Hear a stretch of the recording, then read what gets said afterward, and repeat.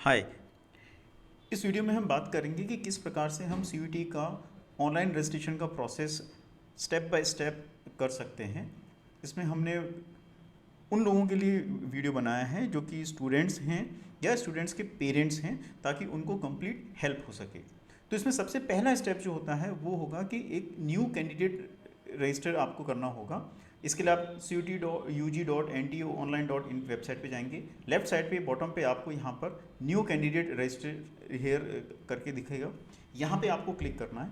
यहाँ जैसे ही आप क्लिक करेंगे तो आपको इस प्रकार की एक विंडो दिखेगी जिसमें कि उन्होंने आपको इन्फॉर्मेशन बुलेटिन 2024 को डाउनलोड करने का ऑप्शन दिया है, उसके डिफरेंट चार्जेस बताए हैं और इनका पूरा प्रोसेस उन्होंने एक्सप्लेन किया है, कुछ इंपॉर्टेंट डिटेल्स दी हैं। ये आपको एक बार आइडियली पूरा पढ़ना चाहिए। ऑल्दो हमने इस इंफॉर्मेशन बुलेटिन के की पॉइंट्स हमारे पिछली वीडियो में आप लोगों से शेयर किए थे। यहाँ पर जब आपने इसको पूरा पढ़ लिया होगा तो आपको यहाँ पर चेक बॉक्स में इसको टिक करना है। ये करने के बाद आप इसमें क्लिक करिए, click here to proceed now. Next window open होती है जिसमें कि आपका लॉगिन आइडेंटिफिकेशन की है। यहाँ पे आपको बोला गया है कि आप अपनी डिटेल्स भरेंगे, अपने your own Aadhaar and identity proof, किसी पेरेंट्स का, रिलेटिव का, किसी और की डिटेल्स आपको यूज़ नहीं करनी है। अब यहाँ आप किस किस प्रकार से अपने लॉगिन कर सकते हैं, तो उसके लिए पहला है कि आपको, यदि आपके पास में आधार कार्ड है तो आप उससे अपना लॉगिन कर सकते हैं। अगर आधार कार्ड आपका नहीं है तो आप डिजी लॉकर की हेल्प से कर सकते हैं। अगर डिजी लॉकर आपके पास नहीं है तो आप डिजी लॉकर का अकाउंट ओपन करके वहाँ से आप इसको कर सकते हैं। यदि आपका एकेडमिक बैंक ऑफ क्रेडिट के अंदर आईडी है, आप उसकी हेल्प से लॉगिन कर सकते हैं। यदि आपके पास में वो भी नहीं है तो आप उसको क्रिएट करके आगे प्रोसीड कर सकते हैं। तीसरा पार्ट इसमें आता है कि यदि आपके पास में इंडियन पासपोर्ट है तो आप उसकी हेल्प से कर सकते हैं। यदि आपके पास में पैन कार्ड है तो आप उससे कर सकते हैं। यदि आपके पास में नॉन इंडियन पासपोर्ट है, ये उन लोगों के लिए है जो इंडिया के बाहर रहते हैं, अगर वो उसकी हेल्प से अगर क्रिएट करना चाहते हैं अपना यूज़र आईडी, तो आप वहाँ से अपना आईडी बना सकते हैं। तो हम normally most of the student Aadhaar card लेंगे, तो आधार कार्ड लेके यहाँ पर आपका जो आधार कार्ड है वो आपका मोबाइल नंबर से लिंक्ड होना चाहिए। जैसे आपके मोबाइल नंबर से लिंक्ड होगा आप आधार नंबर डालेंगे, जनरेट पे क्लिक करेंगे, वहाँ पे आपके मोबाइल के ऊपर एक OTP आएगा, उसको जब आप एंटर करेंगे तो उस ऑथेंटिकेशन से ये आपका लॉगिन हो जाएगा। जब ये लॉगिन होगा तो आपको एक एप्लीकेशन नंबर मिलेगा, वो एप्लीकेशन नंबर ही आगे सब जगह यूज़ होगा। हम यहाँ पे अभी ऑलरेडी हमारे स्टूडेंट ने ये प्रोसेस कर रखा है, तो इसलिए हम इस प्रोसेस को स्किप करके वापस से रजिस्ट्रेशन के प्रोसेस पे पहुँचते हैं। जब आपका एप्लीकेशन नंबर, ये वाला एप्लीकेशन नंबर आपको मिल जाएगा, उसके बाद आप यहाँ पे एंट्री करके आगे का प्रोसेस स्टार्ट करेंगे। यहाँ पे आपको प्लीज़ हम कुछ, यहाँ पे हम आपको कुछ चीज़ें बताना चाहेंगे कि हमने एक एक्चुअल स्टूडेंट का फॉर्म यूज़ किया है और काफ़ी सारी स्क्रीन के पार्ट आपको ब्लर्ड नज़र आएंगे बिकॉज हम उसकी आइडेंटिटी छिपाना चाहते हैं। But the objective of this video is कि आपको स्टेप बाय स्टेप समझ में आए कि किस प्रकार से चीज़ें करनी है और किन छोटी छोटी बातों का ध्यान रखना है। तो चलिए अब आगे की स्टेप के ऊपर बढ़ते हैं।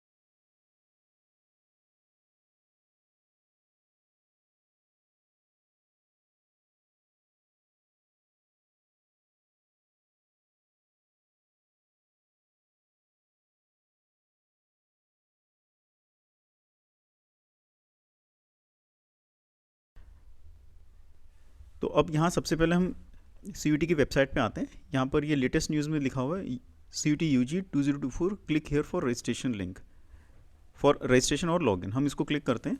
क्लिक करते ही यहाँ पर CUETUG.NTA.online.in करके ये पेज ओपन हो रहा है। यहाँ पे आपको एप्लीकेशन फॉर CUET UG 2024 दिख रहा है। यहाँ आपको अपना एप्लीकेशन नंबर डालना है।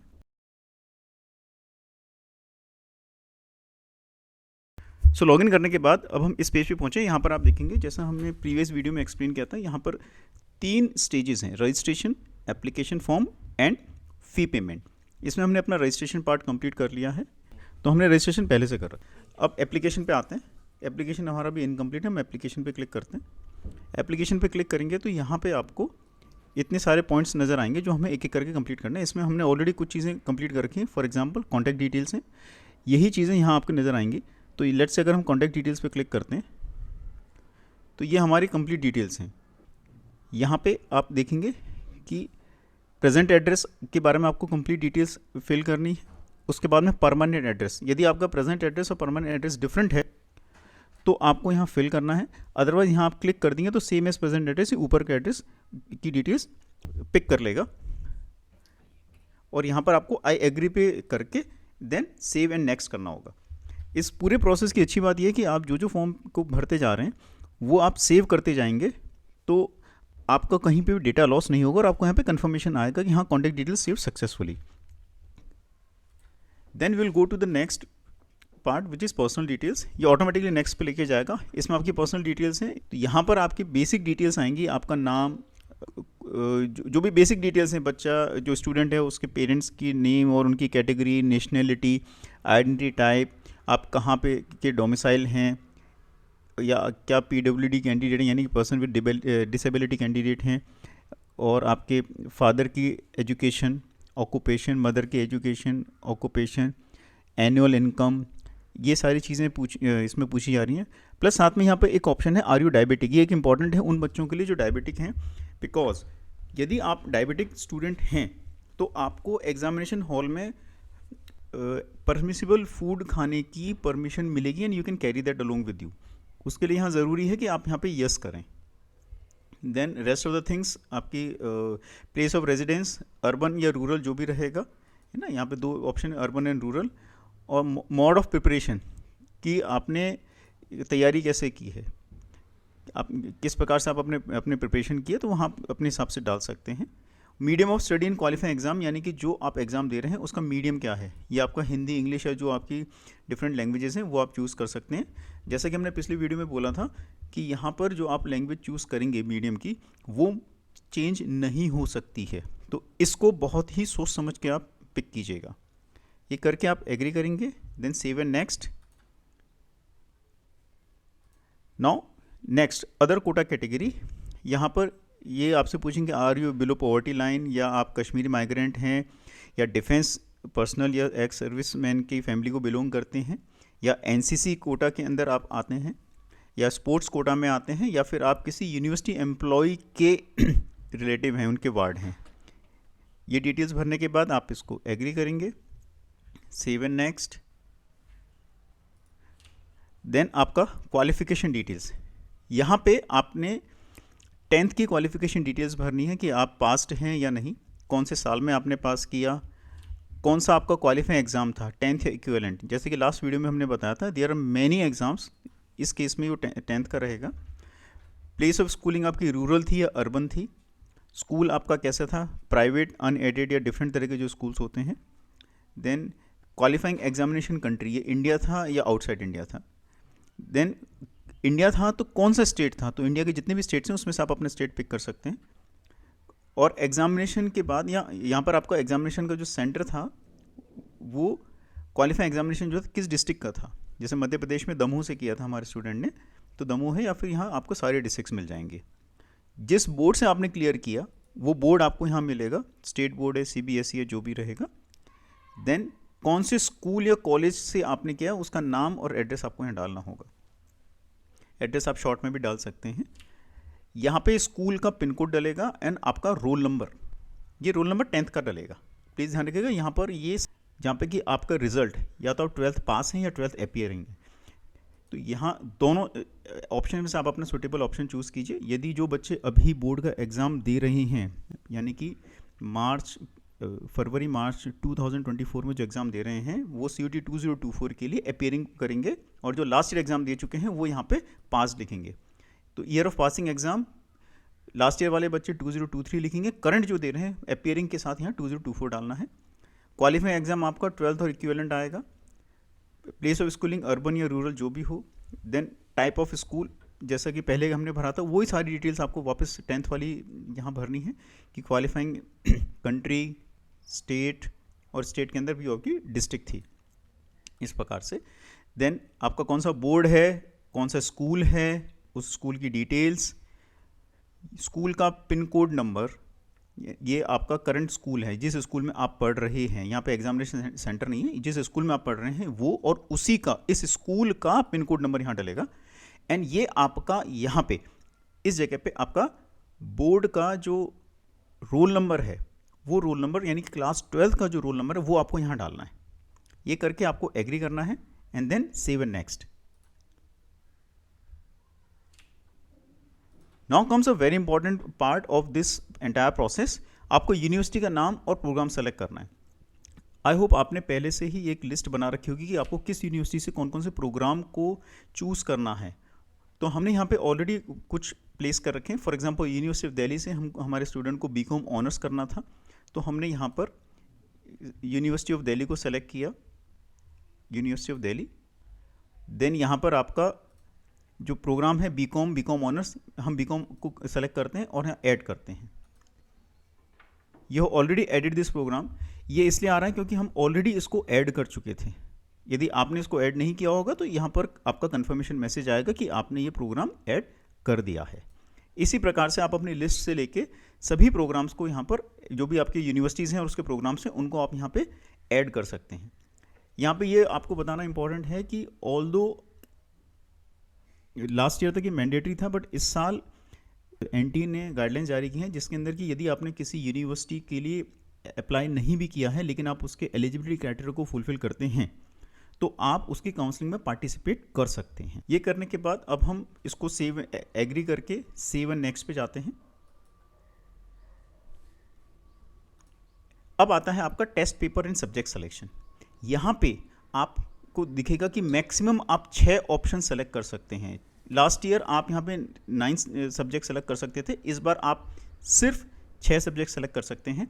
पहला सब्जेक्ट आपका आपने लैंग्वेज का ले लिया, दूसरा हमने यहाँ पर बिजनेस स्टडीज़, तीसरा अकाउंटेंसी या बुक कीपिंग, चौथा हमने इकोनॉमिक्स लिया है। ये सारे तीनों डोमेन सब्जेक्ट हैं। साथ में हमने एक फिजिकल एजुकेशन या एनसीसी जो है वो अपना डोमेन सब्जेक्ट लिया है, और लास्ट में हमने जनरल टेस्ट लिया है। ये सारे सब्जेक्ट्स जो हमने यूनिवर्सिटी प्रोग्राम में जो हमारे कोर्सेज सेलेक्ट किए थे उनके एलिजिबिलिटी क्राइटेरिया के हिसाब से किए हैं, और इन सभी का जो मीडियम है वो मीडियम यहाँ पे मेंशन्ड है। प्लीज़ यहाँ एक चीज़ नोट कीजिएगा कि इनके सब सब्जेक्ट्स के साथ में ब्रैकेट में एक नंबर लिखा है, ये इस सब्जेक्ट का कोड है। इंग्लिश 101 ये लैंग्वेज का कोड है, बिजनेस स्टडीज़ का 305 कोड है, सिमिलरली जनरल टेस्ट का 501 कोड है। जब आप भर रहे होंगे तो ये कोड का आप ध्यान रखिएगा। ये टोटल 6 हैं, ये 6 के 6 जब आप फिल कर देंगे, मीडियम भी फिल कर देंगे, देन उसके बाद में आप आई एग्री करके आगे बढ़ सकते हैं। Test paper details saved successfully, then exam centre details. अब इस एग्जाम सेंटर के अंदर आपके पास 4 ऑप्शन हैं। यहाँ पर आपको चारों ऑप्शन सेलेक्ट करना मैंडेटरी है। आप इसमें देखिए यहाँ पर स्टार लगा हुआ है इन चारों के ऊपर, तो आपको ये सेलेक्ट करना, चारों को सेलेक्ट करना मैंडेटरी है। हमारा स्टूडेंट दिल्ली में पढ़ता है, हमने सबसे पहला ऑप्शन दिल्ली लिया। दिल्ली के बाद में यहाँ पर एक ही सिटी आ रही है, दिल्ली, न्यू दिल्ली, बिकॉज दिल्ली एक स्टेट है और एक सिटी भी है, तो वो इस प्रकार से ऑप्शन आया। लेकिन अगर सेकंड हम ऑप्शन चूज़ करते हैं, सेकंड ऑप्शन में लेट से हमने हरियाणा चूज़ किया, अभी आपको हरियाणा की सारी सिटीज़ दिखाएगा जहाँ पे CUET का सेंटर होगा। अंबाला, फरीदाबाद, गुरुग्राम, हिसार, करनाल, कुरुक्षेत्र। हमने इसमें गुरुग्राम सेलेक्ट किया बिकॉज वो हमारे लिए पास पड़ेगा। देन तीसरा जो पार्ट है, तीसरे पार्ट में क्या मैं वापस से सेम स्टेट सेलेक्ट कर सकता हूँ? यस, मैं हरियाणा को सेलेक्ट करता हूँ।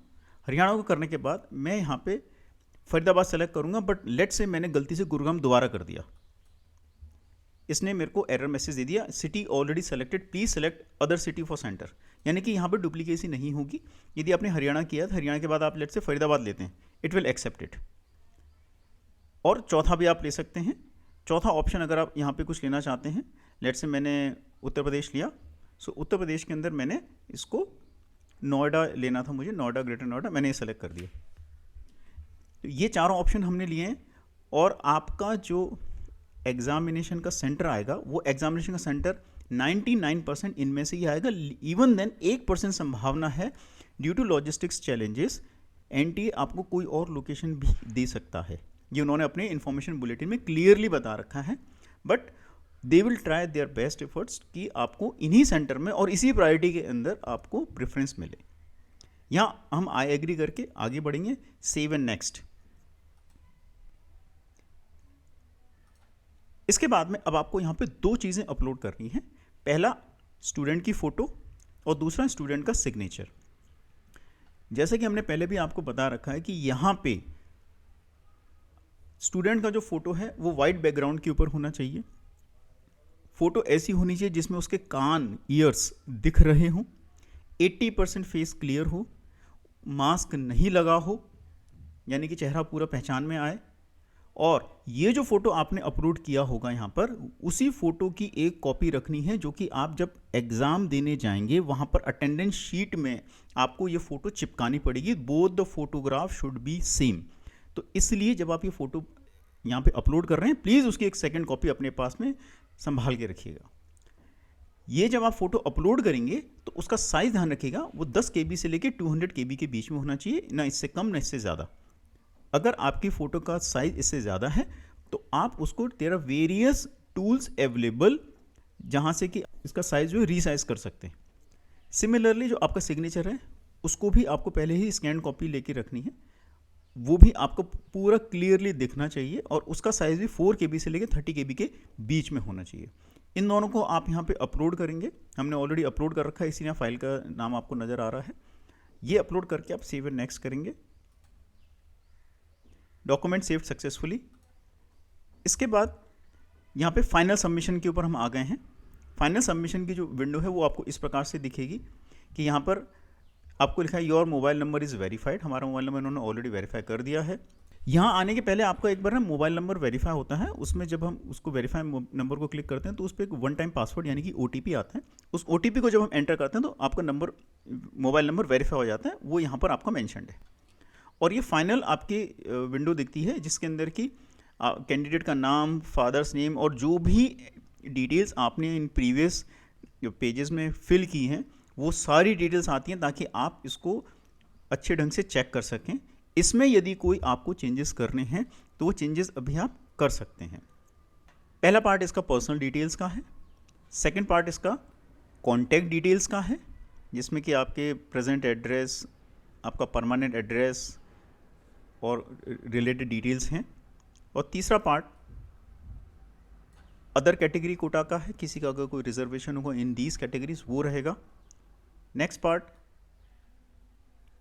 आपकी क्वालिफिकेशन डिटेल्स है, 10th की क्वालिफिकेशन डिटेल्स, वहाँ पे स्कूलिंग, रोल नंबर और 12th की क्वालिफिकेशन डिटेल्स, ये सारी चीज़ें आती हैं।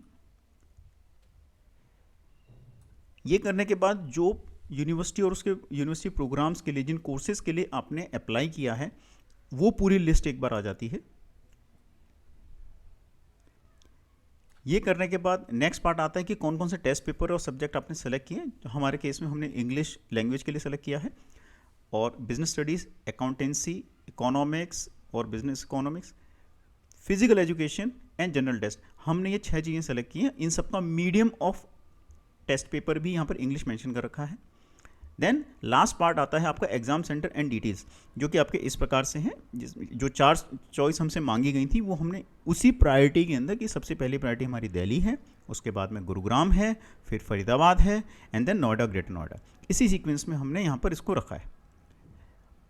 एंड लास्ट पार्ट आता है कि जो डॉक्यूमेंट आपने अपलोड किए थे, स्टूडेंट का फोटोग्राफ एंड सिग्नेचर, वो यहाँ पर आपको जाते हैं। ये करके आपको इसको सबमिट करना है। तो जब आप इसको सबमिट करेंगे then this will be final. जब आप इसको सबमिट करेंगे then this will be final. और उसके बाद आपको यहाँ पर पेमेंट पे जाना है। Payment will be the last step. Payment करने के बाद आपका ये प्रोसेस पूरा कंप्लीट हो जाता है फॉर्म फिलिंग का, एप्लीकेशन फॉर्म भरने का। अगर फिर भी कोई अगर गलती रह जाती है तो एप्लीकेशन फॉर्म सबमिट करने की लास्ट डेट के बाद 2 दिन का टाइम एनटीए ने दिया है करेक्शन विंडो के लिए। वहाँ पर there will be some things which you can modify, या आप उनको चेंज कर सकते हैं। लेकिन ध्यान रहे उसमें आपका मोबाइल नंबर, ईमेल आईडी, ये डिटेल्स आपकी चेंज नहीं होंगी। आई होप ये वीडियो आपके लिए यूज़फुल रहा होगा।